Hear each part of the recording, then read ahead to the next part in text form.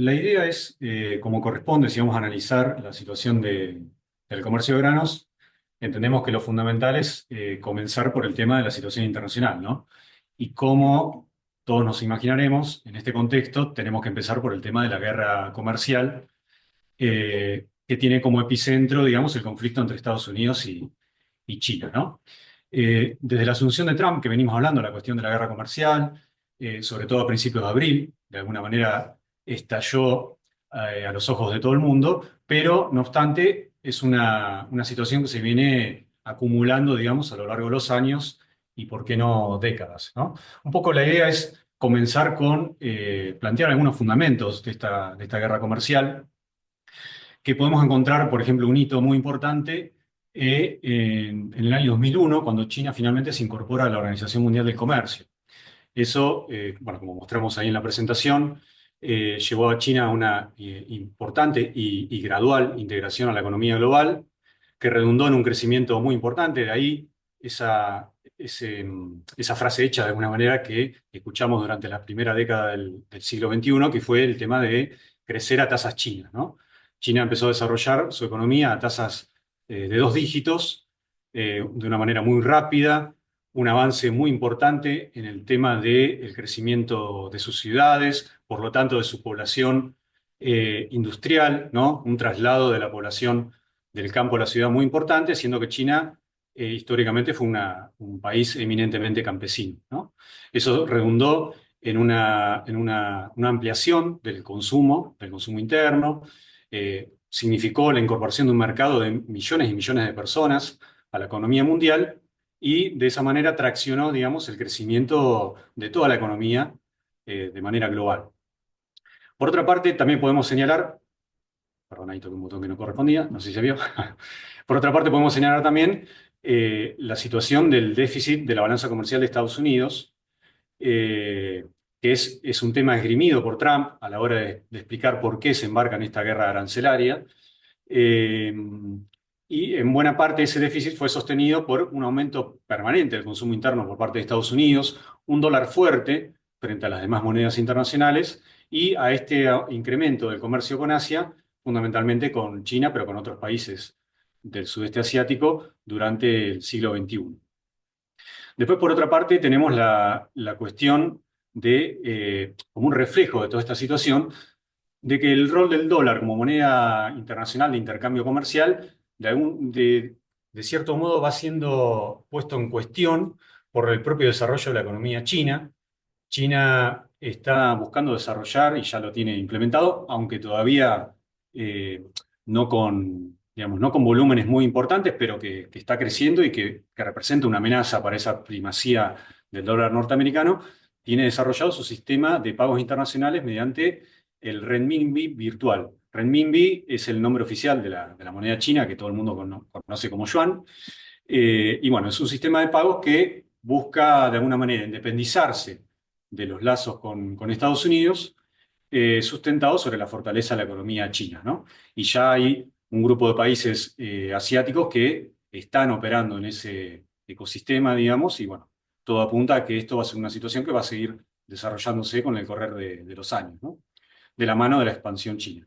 Y por otra parte, un elemento que nos parece fundamental es que hay un mundo que está dejando de ser como lo conocíamos, un mundo que emergió de la Segunda Guerra Mundial, luego con el patrón dólar y demás, y de la caída obviamente del muro de Berlín, un mundo que era unipolar, ¿no? Con Estados Unidos concentrando toda el poder económico internacional y que empieza a ser discutida esa preeminencia, ¿no?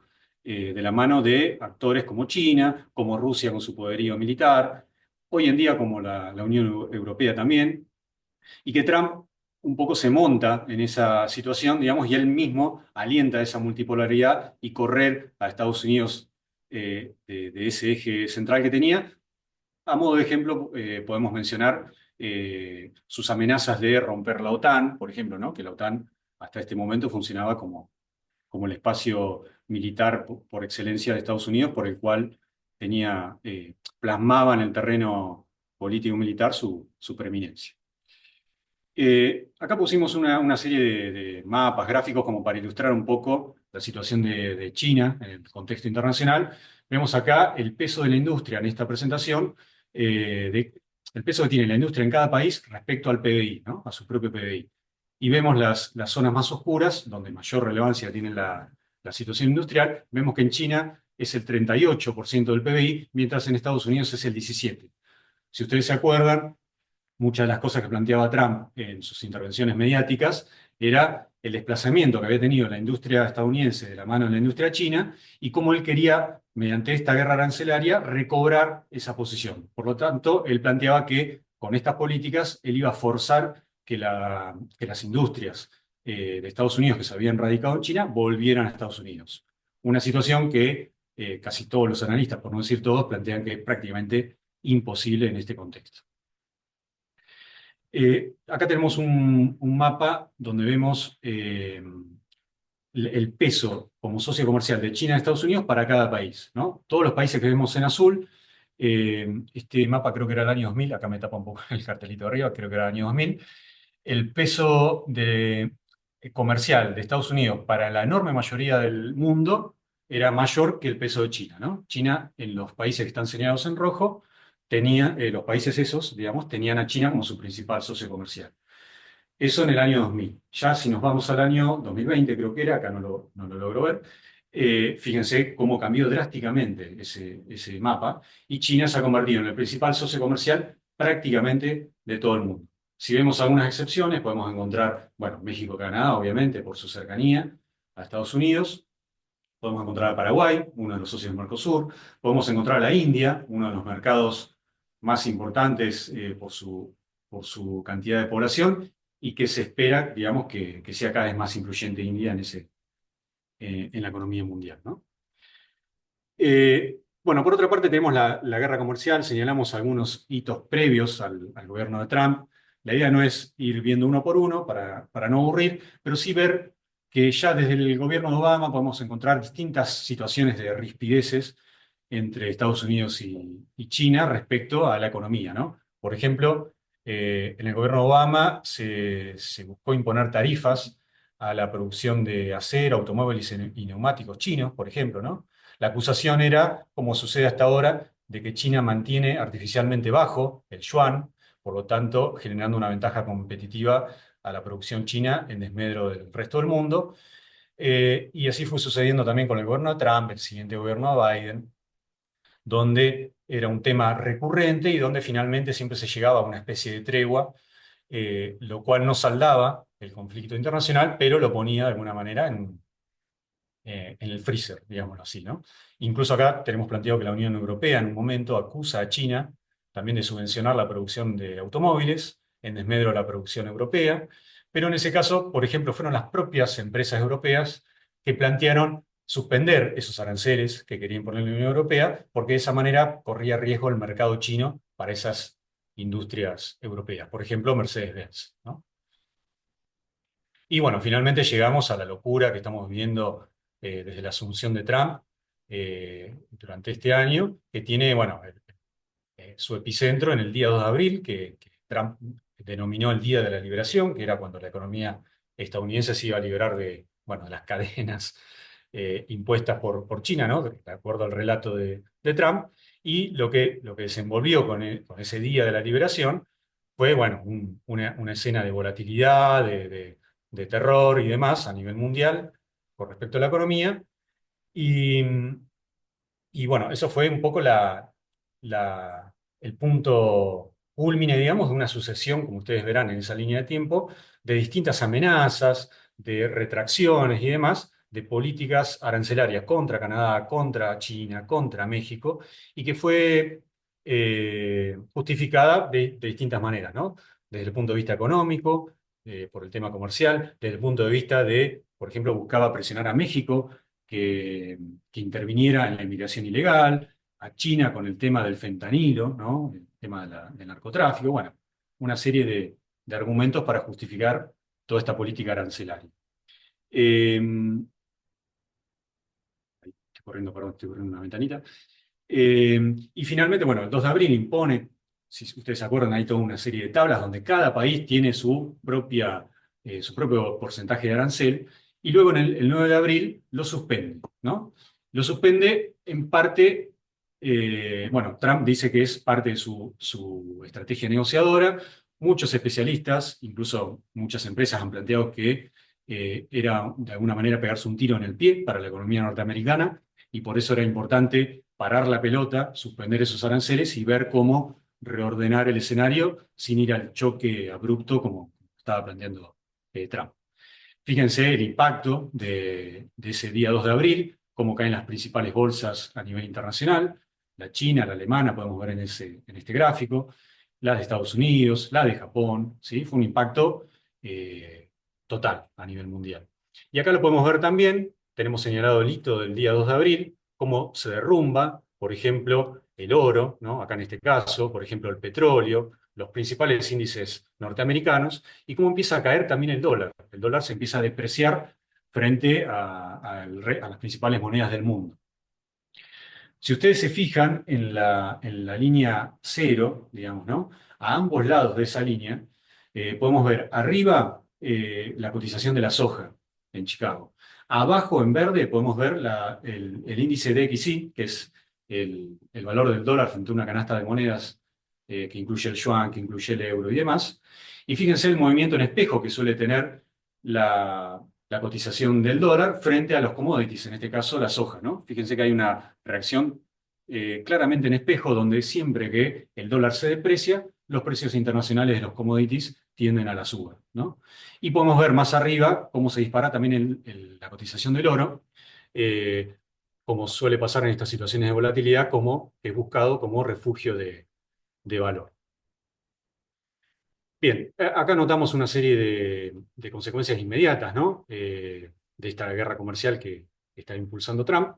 Y por un lado que se prevé que la inflación anual en Estados Unidos pegue un salto muy importante. Las estimaciones están planteando que de 2,8 se pasaría a 4,7 anual, que sería un aumento muy importante para la economía estadounidense que, bueno, le ofrecería un golpe muy sensible, ¿no? Por otro lado, la confianza del consumidor en Estados Unidos también se desplomó luego del anuncio del 2 de abril, y fíjense que está en niveles bajísimos, que hay que remontarse a casi 80 años atrás para encontrar esos niveles, excluyendo la pandemia, ¿no?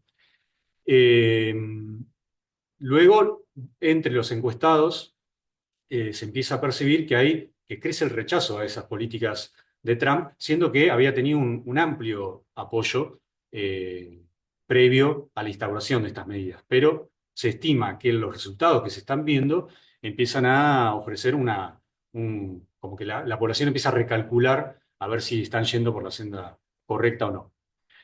Luego también es muy sensible la cuestión de la Fed, ¿no? ¿Qué postura va a tomar la Fed, siendo que en septiembre del año pasado había comenzado lo que se da a conocer siempre como un sendero de reducción de las tasas de interés? Está claro, se puede ver hoy en día una fuerte presión del gobierno de Trump sobre la Fed que tiene su principal activo en la confianza que genera, en la confianza que le otorga su independencia respecto a los diferentes gobiernos de Estados Unidos, ahora empieza a estar en cuestión por la presión del gobierno de Trump y por alentar públicamente la posibilidad de institucionalmente encontrar alguna veta para poder remover a Jerome Powell, que es quien lidera la Fed y quien todavía no plantea sus dudas respecto a qué hacer con la tasa. Y en un contexto de inflación, posiblemente se espere que la Fed aumente la tasa para lograr una reducción en ese porcentaje de inflación. Luego también tenemos un dato muy nuevo que salió ayer, que es las perspectivas de crecimiento global que realiza el FMI. Le dio una caída a nivel mundial del 3,3 que venía anunciando al 2,8 en el contexto, digamos, de toda esta guerra comercial bueno, que influye en todo este tipo de estimaciones. Y después también está planteada la posibilidad que Estados Unidos ya no sea el refugio financiero que fue siempre ante momentos de volatilidad, donde los bonos del tesoro eran un lugar donde resguardarse frente a esa volatilidad, sino que las derivaciones de la economía de Estados Unidos y su posibilidad de, bueno, de ver aumento de inflación, caída en el PBI, pérdida de competitividad frente a China y demás, se puede traducir en que ya los bonos del Tesoro no sean ese refugio que históricamente han sido hasta el día de hoy para los inversores que quieren protegerse frente a la volatilidad de la economía.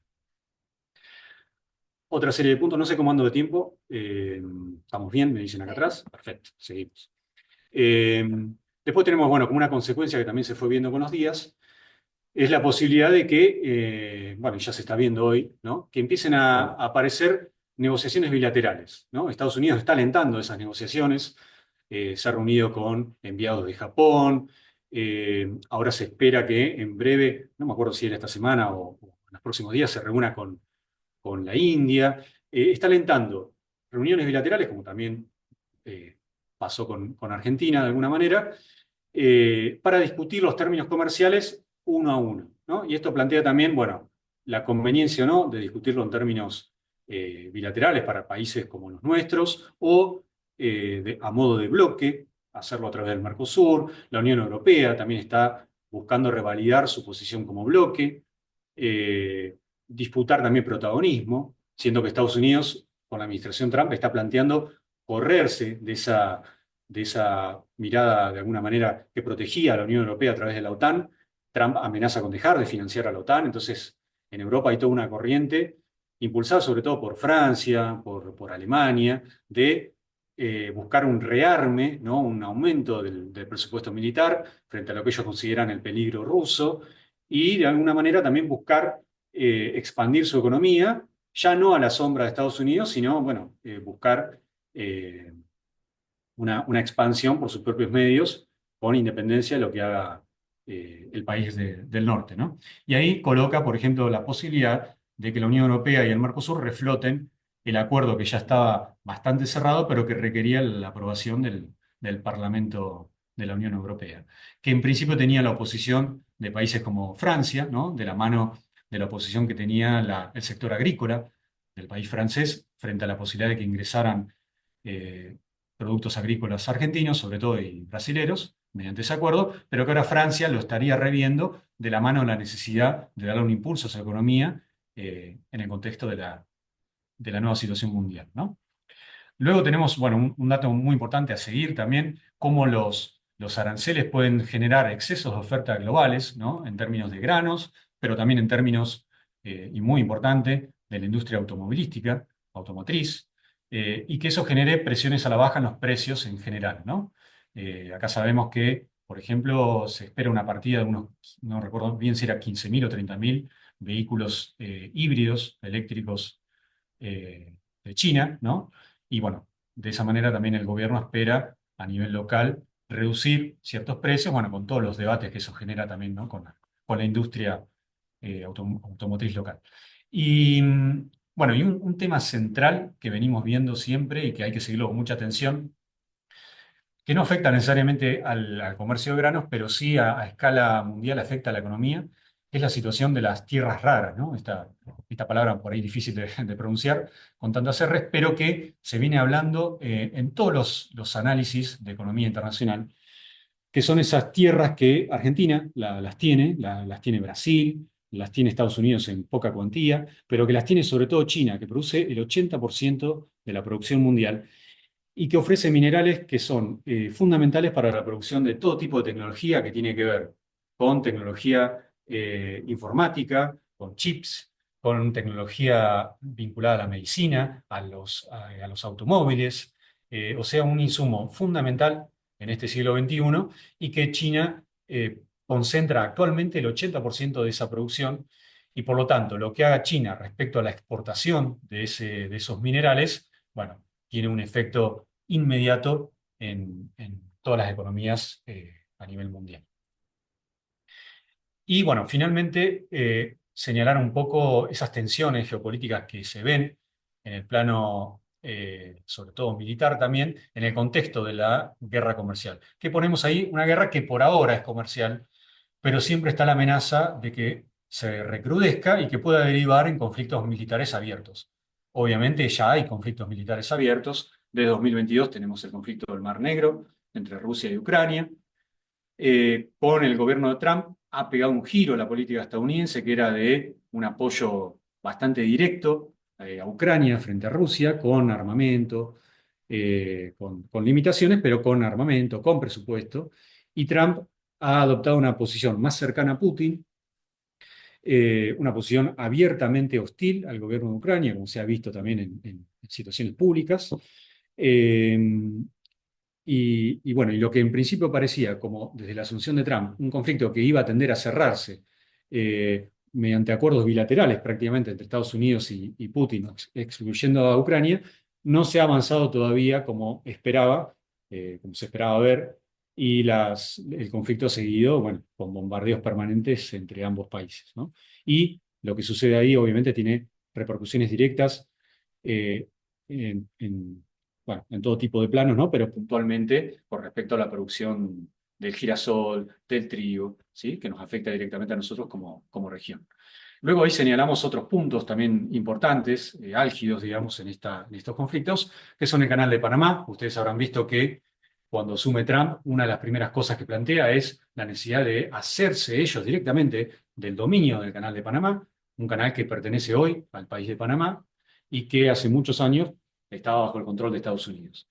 Y uno de los primeros cambios que vimos desde que asumió Trump es que uno de los puertos que administraba China terminó siendo comprado por unos fondos que, si no recuerdo mal, estaban administrados por BlackRock, ¿no? Fondos estadounidenses, y que, bueno, fue una de las primeras movidas que señalaba que el Canal de Panamá iba a quedar más bajo control de Estados Unidos. Luego tenemos el caso de Groenlandia, que pertenece a Dinamarca y también Estados Unidos lo planteaba como un territorio a disputar, y Groenlandia tiene importantes yacimientos de tierras raras, ¿no? Volviendo a ese tema que mencionamos anteriormente. Y bueno, continúa el conflicto en la zona de Taiwán y por supuesto en Medio Oriente, eh, con Israel, con Irán, con Yemen. O sea, hay muchos conflictos abiertos y bueno, que hay que seguirlos muy atentamente. Bien, pasamos el mando a Wada. Bien. Vamos a pasar ahora al panorama nacional. Como decía Franco, si bien tuvimos hace unas semanas o venimos teniendo desde principio de año un poco esta incertidumbre o cambios en lo que es el comercio internacional, queremos ver o tratar de mostrarles qué rol cumple Argentina ante esta guerra comercial y más que nada las relaciones comerciales que tiene con China y con Estados Unidos. Si vemos desde 2017 hasta 2024, analizamos lo que es el saldo comercial de bienes de Argentina con Estados Unidos y China. Y si bien tenemos un mayor saldo negativo en cuanto al intercambio con China, con Estados Unidos también, pero en 2024 vimos que ese saldo se revirtió y tuvimos un superávit comercial, que es lo que nos llevó a tener este 10% de aranceles que venía aplicando Trump.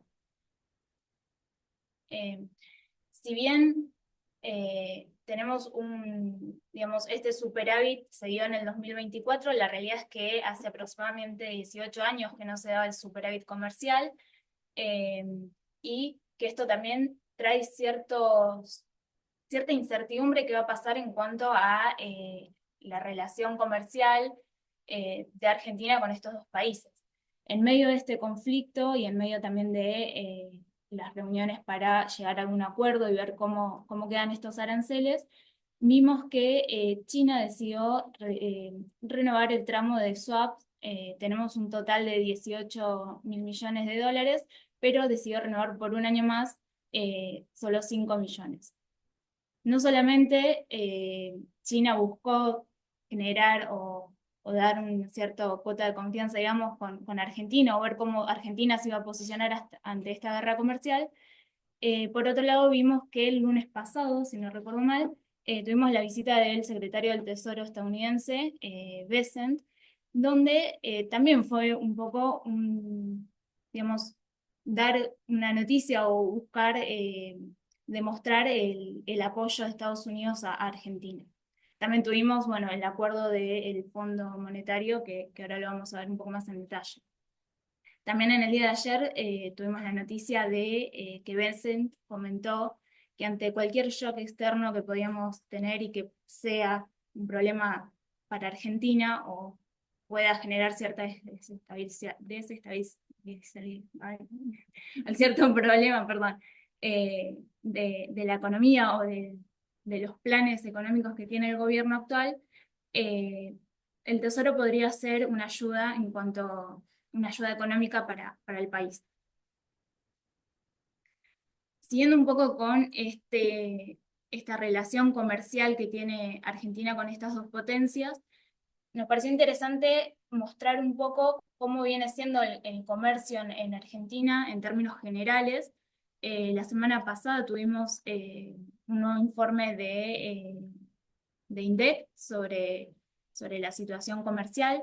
Vimos que tuvimos un saldo positivo en cuanto a la balanza comercial de bienes y servicios de 323 millones de dólares, pero lo más interesante de ver acá es el incremento de las importaciones, que estuvo cerca del 40% en términos interanuales, y que es un poco lo que venía demostrando en cuanto a las expectativas económicas del país y de las decisiones en cuanto a cómo iba a ser el acuerdo con el fondo y los detalles en el volumen que vamos a recibir de desembolso y demás.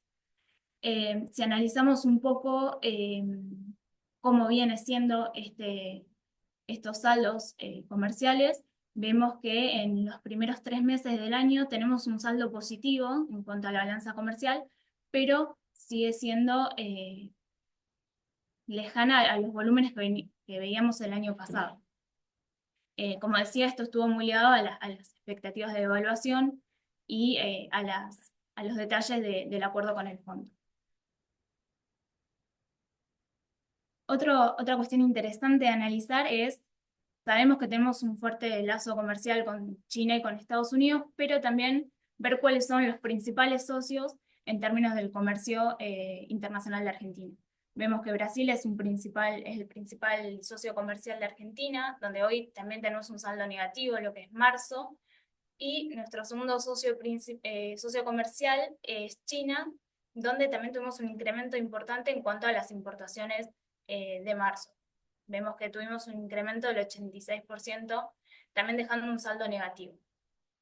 Estados Unidos se encuentra en el cuarto puesto como principal socio comercial, donde continuamos un poco con esta tendencia de saldo positivo de 42 millones de dólares. Ahí en ese caso, Guada, por ahí también es interesante ver que la balanza comercial con China posiblemente se siga deteriorando en la medida que se incrementen las importaciones de productos chinos, pero por otra parte, por esta política que viene teniendo China ya desde hace unos años de un poco prepararse para toda esta situación, todo este escenario, de autoabastecerse de varios productos, sobre todo los agrícolas, ¿no? Y ahí ya vemos en los datos también locales, cómo se redujo considerablemente la cantidad de barcos que salen para China, ¿no? Sí, en este momento en Bahía tenemos un solo buque con destino a China en lo que va del año.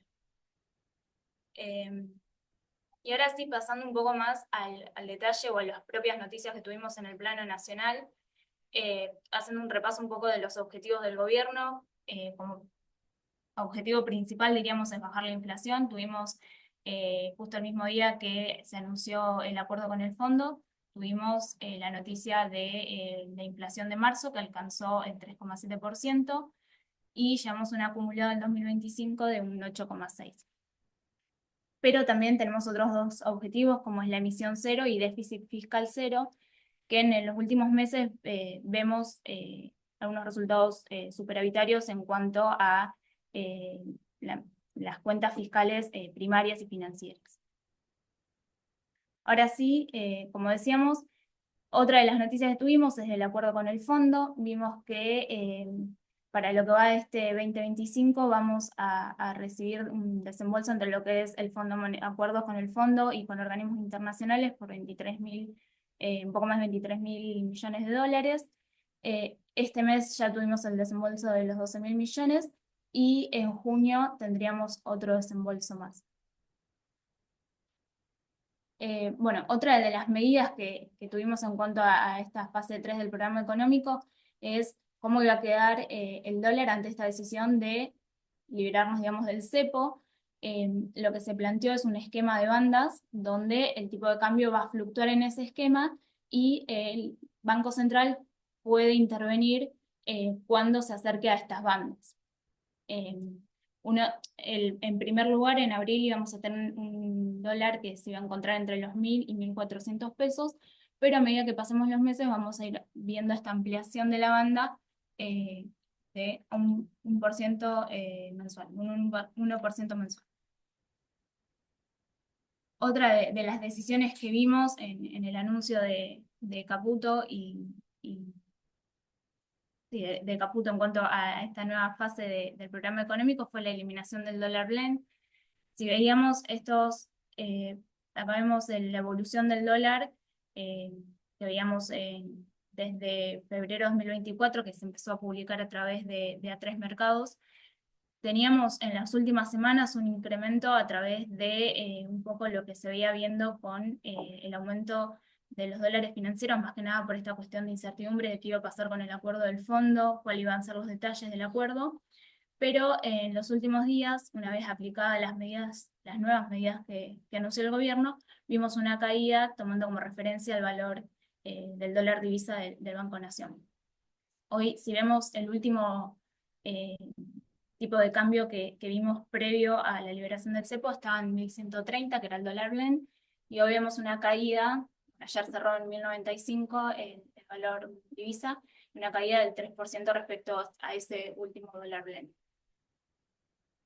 Otra de las cuestiones en cuanto a esta nueva fase del programa económico son los objetivos que plantea el Fondo Monetario, que principalmente se basan en la acumulación de reservas. El objetivo que se plantea es poder cerrar este año con un stock positivo de entre 1.600 y 1.800 millones de dólares, donde hoy se encuentra en un nivel negativo de reservas.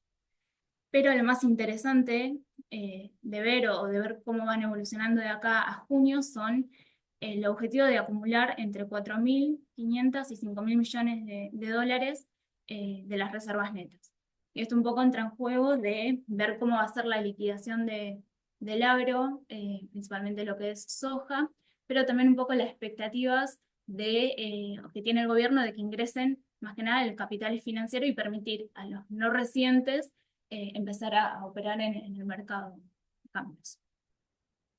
Y por último, el objetivo de la ampliación de meta de superávit primario, que sería el 1,6% del PBI, donde el FMI establecía el 1,3%. Y ahora sí, entrando un poco a ver qué fue pasando, cómo se fue comportando el mercado de granos, luego de estas dos noticias, digamos, desde lo que es el comercio internacional con el conflicto comercial entre China y Estados Unidos, pero también las nuevas medidas del gobierno. La idea ahora es presentarles un poco cuáles son los fundamentos que se van viendo en el mercado internacional, más que nada en lo que es precios. Si vemos acá Chicago, el lunes, perdón, tuvimos un valor de $198 para trigo. Si bien hay ciertas expectativas también, cómo va a ser, digamos, las condiciones del trigo de Estados Unidos, que está próximo a cosecharse, también cómo va a ser eh, el volumen de exportación que viene manteniendo Rusia, donde tuvo ciertas limitaciones o cupos a la exportación debido a dos campañas de menor producción. Hoy el valor, perdón, del dólar Chicago está en $198. Perdón, como veíamos anteriormente, está cambiando. Volvemos. Ahí, ¿Acá? sí. Sí. Ahí veíamos un pico que se había dado en febrero, donde habíamos alcanzado los $220 del trigo en Chicago, y eso estuvo más que nada ligado a esta incertidumbre que iba a pasar con los aranceles que iba a aplicar Trump, principalmente a México y Canadá. En cuanto a la comercialización, ya lo que es el plano nacional, hoy vemos que la campaña 24-25 está muy por encima de lo que fue la campaña pasada y acercándose al promedio de compras de los últimos 5 ciclos. Vemos que se llevan compradas un poco más de 12 millones de toneladas, y si vemos lo que fue el cambio en las declaraciones juradas desde el 11 de abril, que fue el anuncio del gobierno, solo se incrementaron más de 250.000 toneladas de declaraciones juradas, llevando un acumulado de más de 7 millones. En cuanto a lo que son los precios de maíz, el maíz venía teniendo algún comportamiento más alcista que los demás cultivos en lo que es Chicago. Hoy se encuentra en casi $190. Y si vemos, también tuvo un salto en lo que fue las últimas semanas, o después del anuncio de Trump de la aplicación de estos aranceles, que también estuvo ligado a cómo fue moviéndose el petróleo y el impacto, obviamente, de todos los activos a nivel internacional, el dólar y demás. En este momento, bueno, Estados Unidos está avanzando con la siembra, eso por ahí da un poco de tranquilidad, donde lleva un ritmo dentro de todo acorde a lo que era el año pasado.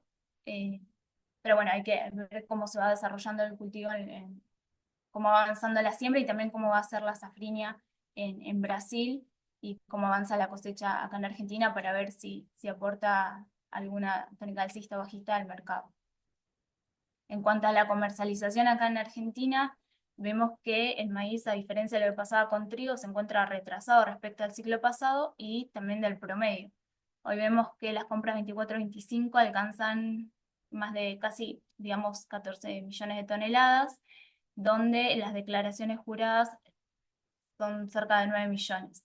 Desde el anuncio de Caputo, el pasado viernes 11 de abril, vemos que se incrementaron las declaraciones en casi 1,7 millones de toneladas.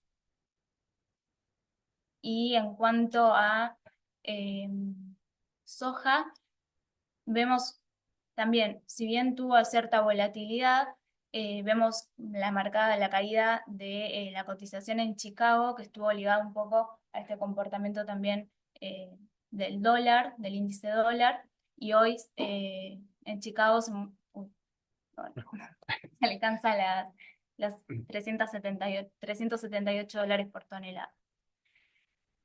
Acá, bueno, lo que vemos es cómo avanza la comercialización en Argentina. Sí vemos, y esto es lo interesante para ver cómo va a ser principalmente la liquidación de granos en los próximos meses.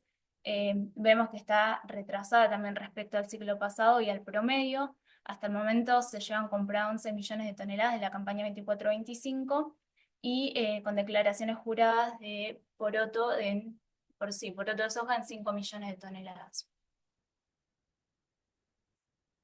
Bueno, estos son los valores de precio orientativos que se dieron ayer, cierre de ayer. Eh, bueno, hoy vemos que en lo que es, sí, trigo se encuentra en cerca de $210 lo disponible. Eh, Ahí está. Cebada también está entre 210 eh, para Bahía, en Necochea en 190, 215. Estos también los pueden ir viendo en la página para ir viendo diariamente cuáles son los valores que hoy estamos viendo para los principales cultivos. Y después, para ir cerrando, nos parece interesante mencionar algunas variables que creemos importantes para seguir en base a todas estas cuestiones o este contexto tanto internacional como nacional. Por un lado, la continuidad de la guerra comercial, ver cuáles son las decisiones que se toman en materia de aranceles, si se va a llegar a algún acuerdo con Trump y los principales países, cómo va a seguir reaccionando China ante esto, las expectativas sobre la tasa de interés de Estados Unidos. Como decía Franco recién, también hay una expectativa de qué va a pasar con la tasa, si la Fed va a aumentarla o no. Y esto también nos va a tener un impacto en cuanto a la llegada de capitales a nuestro país. El tipo de cambio en Argentina, también cómo va a seguir comportándose en los próximos meses, qué va a pasar si el Banco Central va a intervenir o no, comprando dólares, el avance de la cosecha gruesa en Argentina y las decisiones para la siembra de la nueva campaña, y los derechos de exportación que, como sabemos, en los últimos días el presidente mencionó que podrían llegar a finalizar, a volver a subir, digamos, la alícuota en julio. Entonces, estas son un poco las variables que que tenemos que seguir. Eso es todo. Muchísimas gracias, la verdad. ¿Cuánta información? Mucha información para empezar a procesar y empezar a analizar y ver cómo esto nos va a impactar. Agradecidos con todos estos datos que nos acaban de dar Guada y Franco. Seguimos con esta mañana con información y muchos datos. Es el momento de escucharlo a Gabriel junto a su equipo de estudios agronómicos de esta bolsa. Ellos son Belén y Santiago, y ellos van a estar hablando sobre las condiciones actuales de los cultivos en la región. Muchas gracias a todos por estar viéndonos. Buenos días para todos, como ya les hemos dicho. Y bueno, la idea de esta charla del área de estudios agronómicos es un poco presentar nuestro trabajo que hacemos, digamos, diariamente, los informes, hablar un poco sobre esa temática y sobre el final de la charla, sobre la segunda parte, digamos, hablar un poco sobre la situación de los cultivos de Gruesa en toda el área. Y bueno, nos gusta siempre comenzar un poco hablando justamente sobre el área de influencia o área de estudio. Esta área son 45 partidos y departamentos de Buenos Aires y La Pampa. Son unas 20 millones de hectáreas, de las cuales calculamos que unas 7 son productivas. Nuestros informes y todo nuestro estudio se basa en los 5 principales cultivos, que son el trigo, la cebada, el maíz, el girasol y la soja. Como es un área bastante extensa y muy diversa, la dividimos en 3 zonas según su potencial productivo y también sus características edafoclimáticas. Tenemos la zona norte, que es la zona violeta, que es la zona de mayor potencial productivo de las 3. Después la zona centro, que es la zona verde, que tiene un potencial productivo medio. Y después la zona sur, que es la amarilla, con un menor potencial productivo en comparación a las 2 anteriores. A su vez, ahí marcamos la zona centro, la solemos dividir en 3 subzonas, también porque al ser tan extensa el área, nos parece apropiado hacer esta subdivisión. Y tenemos, ahí está marcado el área Centropampa, la que lo denominamos de esa forma. Este área que ahora se marcó en el mapa es el sudoeste bonaerense, o sea, el centro oeste, y el centro este, que corresponde a la zona del sudeste bonaerense. Un poco lo que representa este área a nivel nacional en cuanto a lo que es producción. En trigo es un 22% lo que se produce en este área con respecto a lo que se produce a nivel nacional. Cebada es bastante importante el área, con un 52% de la producción nacional. En girasol, la producción representa un 33%, y maíz y soja están bastante parecidos, con un 13 y un 14% de la producción nacional respectivamente. Un poco hablando de los informes que hacemos del área, nuestro informe principal es el RAC, que es el reporte agrícola quincenal. Como su nombre lo indica, es un reporte que hacemos cada 15 días. Y bueno, en este informe nosotros detallamos el estado de los cultivos y la condición de los mismos, de los 5 principales cultivos que antes les mencioné.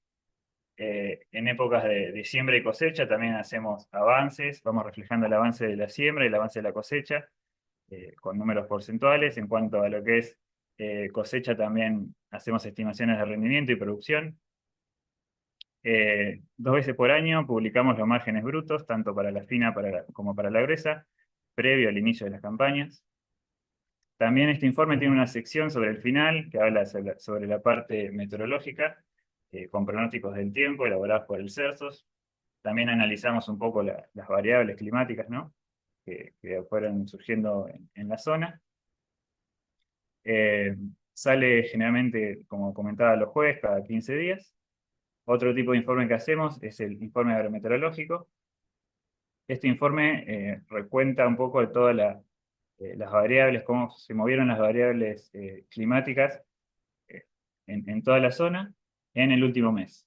Y bueno, para la información, digamos, que tomamos para hacer este informe, viene de nuestra red de estaciones, que bueno, más adelante le vamos a comentar. Otro tipo de informe que hacemos es el informe ganadero, que es un informe semestral, que también es un resumen, ¿no?, de toda la actividad ganadera, producción, exportación, el número de cabezas, faena y demás. A nivel nacional también se ve un poco cómo se mueven los mercados o cómo influye eh, el mercado internacional al mercado nacional. Y bueno, también hacemos otros informes, por ahí generalmente en colaboración con otras instituciones, como es el informe entre otras, interbolsa con otras bolsas. Y bueno, con otras instituciones también hacemos otro tipo de informes. Acá pusimos para que el que quiera adherirse a recibir toda esta información, el número de WhatsApp y también un QR que les va a llevar al número de WhatsApp. Y bueno, ahí nosotros todas las semanas vamos subiendo información y compartiendo para que la puedan recibir. Bueno, paso a comentarles sobre la red de estaciones meteorológicas que les mencionaba recién Gabriel. Esta red comenzó a instalarse en 2014. Este año se instaló la estación número 40. Tiene una distribución desde el este de La Pampa hasta el sudeste bonaerense. Cada estación mide distintos parámetros como es temperatura, humedad, precipitación, presión atmosférica, dirección y velocidad del viento, radiación y punto de rocío. El equipo de estudios agronómicos está encargado tanto de la instalación como del mantenimiento y la toma de datos de cada una de estas estaciones. Bueno, todos estos datos que genera la red son utilizados tanto para los informes que realizamos nosotros, como también son pedidos y solicitados por asesores, productores y distintas instituciones para elaborar trabajos científicos. Bueno, y otro de los eventos que nos impacta directamente al equipo agro, digamos, es el evento característico de la Bolsa de Cereales de Bahía, que es AgroTour. AgroTour es un evento que tiene como objetivo principal la toma de datos para la estimación de rendimiento y de calidad, tanto de trigo como de cebada. Este evento consta de 2 días, parte del puerto de Bahía Blanca y se recorren 4 circuitos en paralelo de 1000 kilómetros cada uno. En estos circuitos lo que se va haciendo toma de datos en distintos tramos designados. Y nosotros como equipo técnico, previamente al evento, realizamos otros circuitos, como fue el año pasado el caso del Circuito Sur, Circuito Sudeste, y junto con el equipo técnico del Ministerio de Producción de La Pampa, se relevó la zona Pampa Norte, para que bueno, esta toma de estimaciones de rendimiento sea más amplia, digamos, el área cubierta. Así que bueno, este es otro de los eventos que a nosotros como equipo nos impacta directamente. Bueno, esta es una de las imágenes de la apertura del año pasado del evento en el puerto de Bahía. Acá se está haciendo una toma de muestras. Y bueno, otra cosa importante que tiene el evento es el hecho de la interacción con los distintos actores de la cadena agroindustrial que se van dando en estos 2 días de recorrido. Bueno, y pasando a la segunda parte que le queríamos comentar, un poco sobre la situación de los cultivos de gruesa. Pusimos acá algunos mapas de LORA, que es la Oficina de Riesgo Agropecuario, y bueno, se ve un poco cómo fue la disponibilidad hídrica desde el año pasado, que arrancamos con un otoño, un invierno bastante seco, que se extendió hasta la primavera. Las lluvias llegaron más retrasadas sobre el mes de noviembre. Los perfiles estaban bastante secos, ¿no? Con una disponibilidad escasa durante esta parte del año. Y bueno, en noviembre hubo una recarga que favoreció un poco, incentivó la siembra de los cultivos de gruesa y el desarrollo, ¿no?, de los que ya estaban implantados. Después tuvimos en enero un enero bastante seco, que llovió menos de la media, con temperaturas altas, provocó estrés térmico e hídrico en gran parte de los cultivos. Esto, bueno, se va a ver reflejado después un poco en los números. Sobre fines de febrero, principios de marzo, volvieron las lluvias, como se ve acá en el mapa, hubo lluvias muy variables en todo el área, incluso llegando a negar gran parte de zonas. Continuaron estas lluvias durante el mes de marzo, en distinta medida, en distintas áreas. Y bueno, hoy por hoy los perfiles realmente están con una recarga entre adecuada y óptima, incluso sigue en exceso en algunas partes del área. Acá hicimos un gráfico utilizando los datos de la red de estaciones meteorológicas que antes les comentábamos. Las líneas más oscuras, las barras, son el promedio de lluvias históricos de los últimos 9 años. Y la línea más clarita con números es el promedio del último año. Este es, digamos, un gráfico que va de marzo del 2024 a marzo del 2025. Bueno, podemos ir viendo la situación que yo les comentaba, un julio que casi prácticamente no llovió, después de agosto, septiembre, octubre, con lluvias promedios, y la recuperación, ¿no?, de las lluvias en noviembre. También podemos ver en este gráfico el mes de enero de este año, que llovió prácticamente la mitad de lo que normalmente llueve, y a eso se le unió, o justo coincidió, digamos, las temperaturas máximas más altas de todo el año, y las mínimas también fueron altas, y bueno, esto influyó, obviamente, en el ambiente, ¿no?, en la evaporación, y bueno, afectó en alguna medida a los cultivos que estaban transitando la etapa crítica durante este periodo. Después se ve como en enero y en febrero, perdón, en febrero y en marzo las lluvias retomaron, digamos, los promedios, incluso los superaron ampliamente. Bueno, yo ahora les voy a hablar un poco sobre lo que fue y lo que es la campaña de girasol. Principalmente en nuestra región de estudio se sembraron 700.000 hectáreas, lo que representa un incremento del 11% en la superficie interanual sembrada con la campaña anterior. Lo que pensamos que a qué se debió este aumento fue que hubo una suba interanual del precio, lo que generaba un mejor resultado económico al productor, y que también previo a la campaña se tenía una expectativa de un verano seco. Por lo tanto, el elegir un cultivo con buen comportamiento, con buena tolerancia a la sequía, era una buena opción, como lo es el girasol, digamos, para esta nueva campaña. La siembra comenzó en octubre. En líneas generales, hay que tener en cuenta que tanto en la provincia bonaerense, en el norte, algunos partidos, y en gran parte de los departamentos de La Pampa, se vio retrasado la fecha óptima de siembra por no haber humedad disponible en el suelo y por ende no poder llegar digamos, a sembrar en buenas condiciones. Tanto en lo que nosotros consideramos nuestra zona centro y sur, sí se logró sembrar tanto en tiempo y en forma. Bueno, como se mencionó anteriormente, nos acompañó un noviembre muy llovedor, donde las lluvias fueron muy abundantes, y todo esto influyó en que la oleaginosa se implante correctamente y que se acompañe con un muy buen crecimiento vegetativo durante todo este mes. De tal manera es así que a fin de mes toda la zona de influencia, todos los lotes de girasol presentaban una condición de buena a muy buena. También hay que tener en cuenta que todas estas lluvias traccionaron a querer hacer planteos tardíos y también algún que otro planteo de segunda. Después, diciembre se caracterizó no tanto por sus abundantes lluvias, pero tampoco sus temperaturas fueron altas, entonces con la reserva hídrica que había, los planteos tempranos pudieron entrar bien en su etapa reproductiva con buena humedad en el suelo, y también fue positivo el crecimiento vegetativo de los planteos tardíos y de segunda. Ya un poco el problema empezó, como se dijo también anteriormente, en el mes de enero, donde la sequía y las altas temperaturas fueron notables. Pero principalmente estas condiciones desfavorables afectaron principalmente a la provincia pampeana, donde el periodo crítico del cultivo coincidió con esta sequía y con estas altas temperaturas, y por ende en esta provincia sí se vieron, digamos, reducciones en el rendimiento potencial del cultivo. No tanto en la provincia bonaerense, obviamente que hubo algunos lotes afectados por estas condiciones, pero sí fue más que nada este efecto sobre los lotes de producción en La Pampa.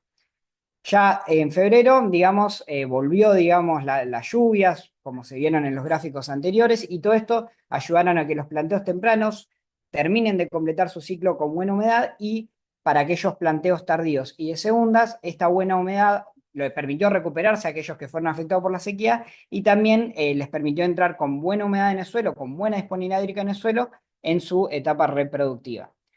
Ya en marzo, nuevamente un mes llovedor, pero bueno, los primeros días ya se empezaron a ver los movimientos de las cosechadoras, principalmente en la zona norte, tanto de La Pampa como de Buenos Aires, y lo que hay que tener en cuenta que en este caso, como fue un mes muy llovedor, hubo, digamos, muchos frenos y retrasos en la cosecha de la oleaginosa en todo lo largo de la provincia de Buenos Aires.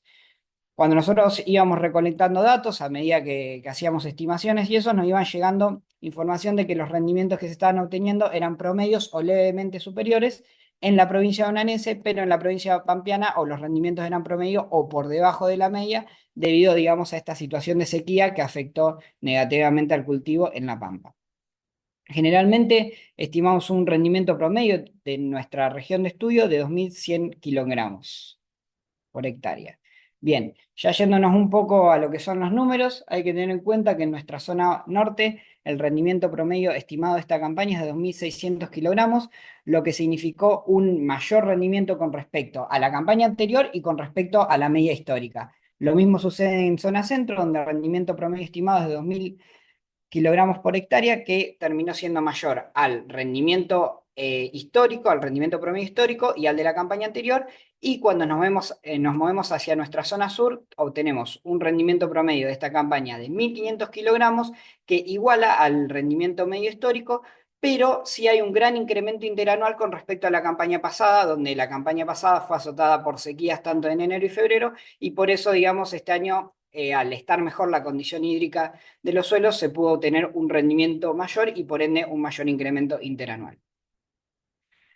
Bien, acá es un mapita donde lo que se ve es la variación porcentual del rendimiento estimado de esta campaña en comparación a la media histórica por cada partido de nuestra zona de influencia. En líneas generales, lo que podemos llegar a observar que en la provincia pampeana los rendimientos promedios de este año son iguales o por debajo de la media histórica de cada departamento. Y en el caso de la provincia de Buenos Aires, los rendimientos promedios de esta campaña son superiores o iguales a la media histórica. Y en algunos casos se puede llegar a destacar algunos partidos de la provincia bonaerense donde el rendimiento de esta campaña supera hasta en un 15% a la media histórica. Bueno, acá un poco de información que ya la fuimos comentando, pero para cerrar así los números un poco ya al final de esta campaña, tenemos que tener en cuenta que, como dijimos, hubo un aumento de la superficie sembrada este año. También, obviamente, esto va a traccionar un aumento en la superficie cosechada. Estimamos que en nuestra región de estudio se van a cosechar 680.000 hectáreas, de las cuales en nuestras 3 zonas se vio incrementado interanualmente con respecto a la campaña pasada. De rendimiento ya hablamos, solo cabe recordar que el rendimiento promedio de nuestra región de estudio es de 2.100 kilogramos por hectárea y que representa un incremento interanual del 17%. Por último, si hablamos de una mayor superficie cosechada y de un mayor rendimiento promedio, obviamente vamos a tener que hablar de una mayor producción a nivel regional. Todas las zonas tienen un mayor incremento interanual del mayor del 20%, y para nuestra región de estudio estimamos que esta producción va a ser de 1.424.000 toneladas, que representaría un incremento del 23%. Y bueno, ahora mi compañera Belén les va a comentar sobre la situación actual de soja y maíz. Bueno, para ir finalizando la presentación del equipo agronómico, les doy un pantallazo de cómo viene la cosecha en relación a los cultivos de gruesa que faltan, tanto maíz como soja. Para la zona norte del área de influencia, el avance de cosecha ronda el 20%, con rindes variables y con alta humedad. Como comentaba Santi, el agua está causando esos problemas en la cosecha. Hubo lotes castigados en la etapa crítica del cultivo por la sequía. Bueno, estos lotes fueron destinados a consumo animal. Lo que es zona centro, comienza también el avance de la cosecha de los planteos tempranos, también con alta humedad. Y la zona sur comenzaría recién a principios de junio, ya que bueno, los materiales son tardíos.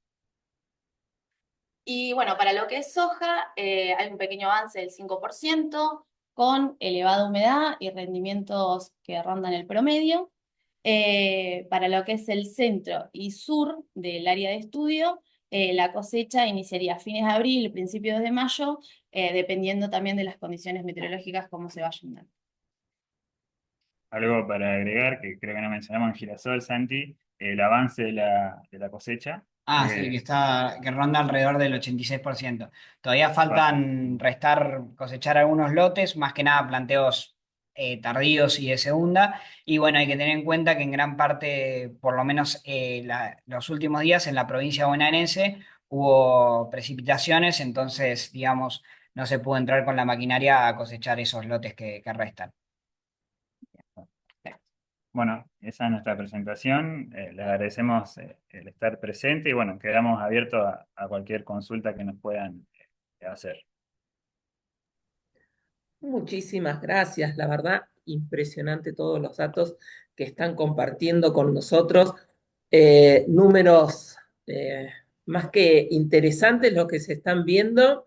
Hay varias consultas que nos están llegando por mensajitos privados, la verdad, por todos lados. Muchas felicitaciones, la verdad que impecable todo el equipo, todos genios.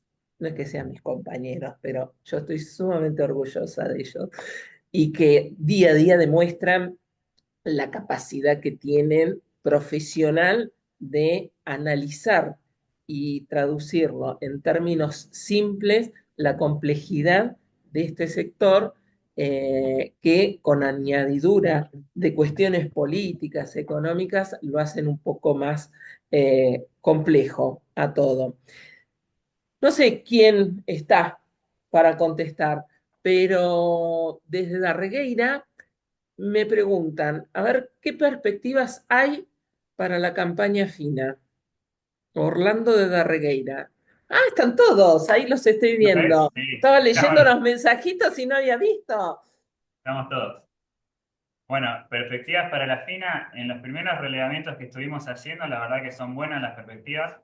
Como vimos, las lluvias que recargaron los perfiles a fines de febrero y marzo son muy positivas.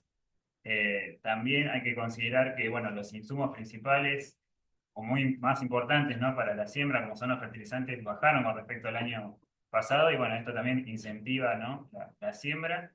Entonces, bueno, como comentaba, en los primeros relevamientos creemos que las perspectivas son muy buenas. Estimamos un aumento de superficie sembrada para trigo y la cebada ahí siempre manteniendo la superficie, pero siempre presente, siempre es una opción para el productor por su versatilidad.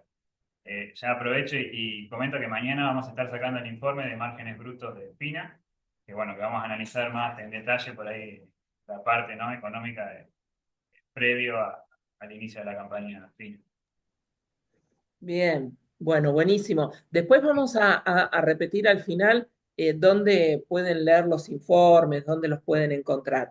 Pero acá Carlos, desde Cava, me está preguntando, y esto creo que para Guada o para Franco, a ver, eh, ¿en qué situación queda el Mercosur en el medio de toda esta guerra comercial que explicaban hoy? ¿Qué pasa? Creo que no es Bueno, menor el... sí, el tema del Mercosur es un tema claramente a seguir, que lo vamos a ver en los diarios permanentemente. Un poco lo planteamos hoy como ejemplo esa posibilidad que se abre de reflotar la aprobación del acuerdo Unión Europea-Mercosur, ¿no? Eh, que previo a esta guerra arancelaria venía medio trabado, todavía no lo había aprobado el Parlamento, si bien ya había un acuerdo entre las partes, faltaba la aprobación del Parlamento Europeo. Pero bueno, con este nuevo escenario que se abre con la asunción de Trump, las piezas se van reacomodando y como comentábamos hoy, eh, un país como Francia, que venía siendo el principal freno, quizás junto con Polonia y algún otro país, ahora aparece como el principal país que lo va a traccionar y se espera que se abra esa instancia como para que definitivamente se apruebe. Por otra parte, la semana pasada, si no recuerdo mal, hubo una reunión de los cancilleres de los países del Mercosur, donde acordaron flexibilizar una lista de 100 productos que pueden que pueden de alguna manera escapar a ese arancel común que hay a los productos, impuestos a los productos extra Mercosur, y se planteó ampliar esa lista de 100 a 150, lo cual se da en el marco de darle mayor flexibilidad de negociación, entendemos, a cada país miembro para entablar acuerdos bilaterales con Estados Unidos o con otros países también, porque recordemos una cosa, no es solamente Estados Unidos el que está saliendo a hacer acuerdos bilaterales, sino que China ha tomado la posta también, y hay como una especie de carrera donde China no quiere perder pisada en este reacomodamiento del escenario mundial. Y ayer, por ejemplo, Xi Jinping estuvo en una serie de países asiáticos, vecinos, donde también hay conflictos territoriales y demás. Era una visita que ya estaba pautada previo al gobierno de Trump, pero al darse en este marco cobra otro vuelo y otra relevancia. Y establecieron acuerdos comerciales, digamos, ¿no? Entonces hay un mundo donde se va a acuerdos bilaterales entre países, como decíamos hoy, o entre países y bloques, como están constituidos ahora, o incluso también se puede plantear la composición de nuevos bloques comerciales en este escenario, como decíamos hoy, de multipolaridad. ¿Cuánto me estás dejando para pensar? ¿Cuánto hay que analizar? La verdad que es un mundo que nos está trayendo y no nos podemos distraer ni un minuto. ¿Dónde podemos leer, dónde podemos encontrar toda la información que ustedes acaban de brindar en esta hora y media que estamos conectados? Bueno, en la página de la bolsa, bcp.org.ar, están nuestros informes, tanto los estudios económicos como agronómicos. A nosotros particularmente nos pueden escribir a infoagro@bcp. Bueno, y ahí nosotros, si por ahí no encuentran algún informe o es por ahí de campañas anteriores, lo podemos buscar y pasárselo, no tenemos ningún problema. Y bueno, cualquier consulta también nos pueden escribir a ese mail. Bien, me están preguntando también, ¿esta información es solamente para los socios de la bolsa o está abierta a todos? No, es información pública que, bueno, como decía Gabriel, subimos a la página web de la bolsa, que difundimos mediante lista de correos, mediante lista de difusión por WhatsApp. Bueno, los canales son amplios y, bueno, invitamos a todo el mundo que por ahí le interesa recibir cierta información, o toda, pero puede detallar también, y nosotros le vamos a estar haciendo llegar diariamente todo lo que vamos produciendo. Perfecto, entonces, que escriban, que ingresen a la página de la Bolsa de Cereales o que escriban a un mail general que tenemos que es info@bcp.org.ar. Para ahí se va a difundir a cada una de las áreas según la consulta, pero principalmente que ingresen a la página y ahí van a poder encontrar la información. Y a varios que están preguntando también, les cuento que esta charla, una vez que la grabemos, después la vamos a subir a nuestro canal de YouTube y va a estar disponible también para que puedan revivirla, pausar, volver a escuchar algún dato, ampliar alguna de las presentaciones que hicieron, que la verdad los datos que tiraron, chicos, fueron impresionantes. Mucha data, mucha información, así que sumamente agradecida. Y para no estirar más y cumplir con esto de que era una mañana cortita de información, les agradezco inmensamente los datos y todo lo que nos brindaron. Y a todos los que estuvieron del otro lado conectados, agradecerles su presencia, su participación, desearles una muy buena jornada y contarles que durante la mañana, ahora cuando terminamos y apagamos todo, vamos a estar sorteando un mate de la BCP a todos ustedes que estuvieron conectados y escuchándonos. Un premio para que nos tengan en su escritorio todas sus mañanas, acordarse de nosotros. No se olviden de responder la encuesta que va a estar al finalizar esta charla, cuando vayan saliendo. Y nada más, muchas gracias a todos.